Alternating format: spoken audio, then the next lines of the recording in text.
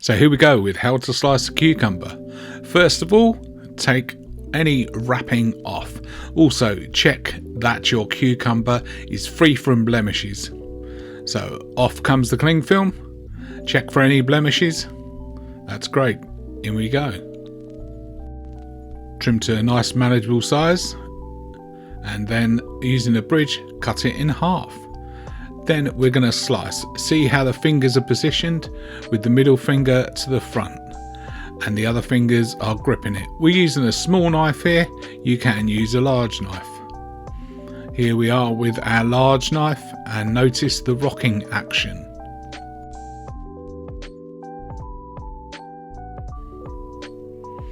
Okay, then we go.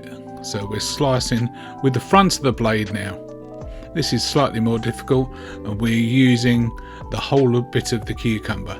So see, if you're using the smaller knife, slightly slower. Or you could use one of these knife guards, which are pretty good, but when you get to the end of the cucumber, they are a bit encumbersome. And that's it, how to slice a cucumber. And don't forget to click and subscribe to Was Cooks. Cheers, thank you.